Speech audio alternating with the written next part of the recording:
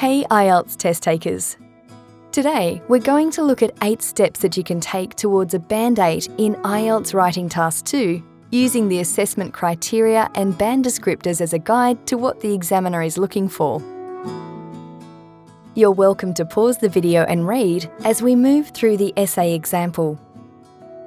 Look at the positive features listed at the Band 8 level and notice there are barely any negative features mentioned.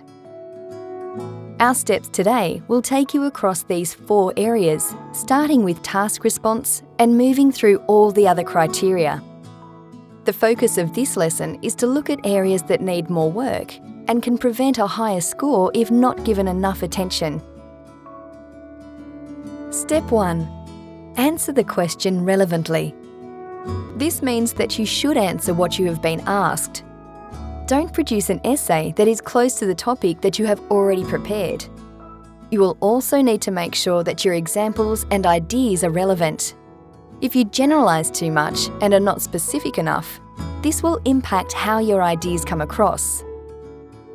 Step 2. Answer all parts of the question. You must read the question carefully and decide how many parts are in it.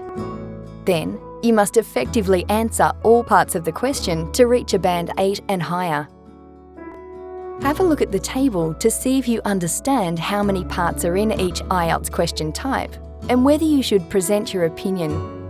It is very important to take a clear stance on the statement or premise and to show that your position is clear throughout the essay. Step 3. Organise your essay logically with clear progression using linking words or phrases. The essay must be organised and easy for the reader to follow. Ideas must be sequenced clearly, starting at the beginning and moving through to a conclusion. If you are asked to present both views and your opinion, state your opinion at the beginning of the essay and then move on to present both views. You can then come back to your own opinion and conclude the essay. This is a logical way to present these ideas. Linking words and phrases, which we discussed in our Band 7 video, are used to make your writing more cohesive and coherent. This will help the reader know what is happening, as you will be signalling this clearly to them. Step 4. Organise your essay into paragraphs. Paragraphing shows that your essay is organised into parts. Each paragraph contains a clear topic that is developed. A paragraph must have a minimum of 2 sentences. Remember PEEL or PEEL. Point, introduce your topic, topic sentence. Example, example that supports your point. Explain, why this evidence supports your point. Link. Transition to the next topic paragraph. How many paragraphs should I use? You must use enough paragraphs to clearly show the structure of your response. This will show that you can organise your thoughts and ideas and present them logically. Here are some ideas on how many paragraphs you could include in an essay. Step 5. Use less common vocabulary and spell it correctly. You will see in the band descriptors that a Band 8 writer successfully uses uncommon lexical items. When we learn a language, we use common and uncommon terms. Common terms are words and phrases we use every day to refer to personal experience and daily habits. Uncommon terms are used when we discuss specific topics or when we use idiomatic language, phrasal verbs.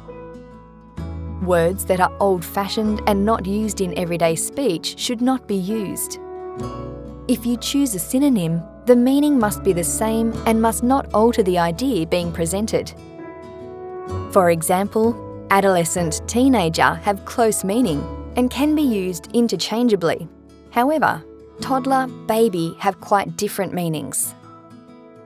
Collocation is also mentioned in Band 8.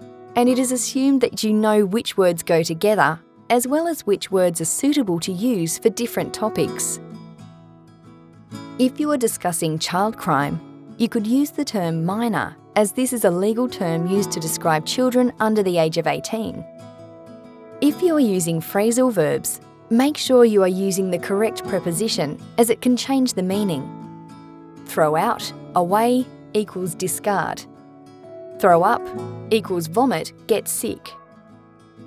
Idioms should only be used if you understand them completely and if they fit the topic you are discussing. Step 6. Don't use memorised language learnt off phrases and examples. As mentioned in Step 5, don't use phrases and memorised sentences. Examiners find them incredibly easy to spot. Overused phrases that are commonly used include linker idioms and clichés. Idioms are generally spoken and not used when writing essays. Proverbs and clichés should also be avoided. Again, they are often used when speaking.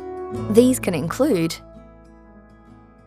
these terms should not be used when writing as they are vague and do not address a task appropriately. You should use clear language and make appropriate word choices that will express your ideas clearly. The table here contains some examples. Step 7. Use a variety of complex sentence structures.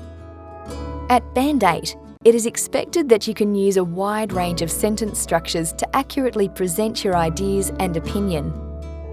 You are rated on 2 areas: range of structures used and accuracy.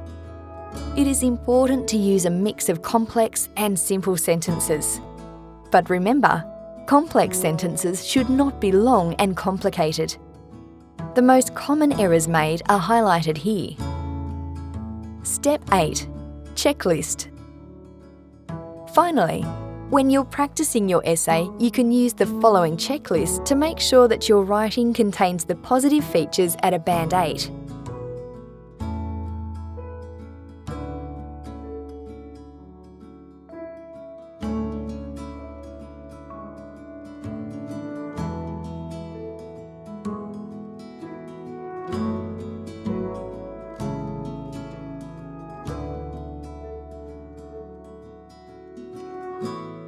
If you follow these 8 steps, you'll be on your way towards a Band 8 for IELTS Writing Task 2 in no time. Thank you for joining us.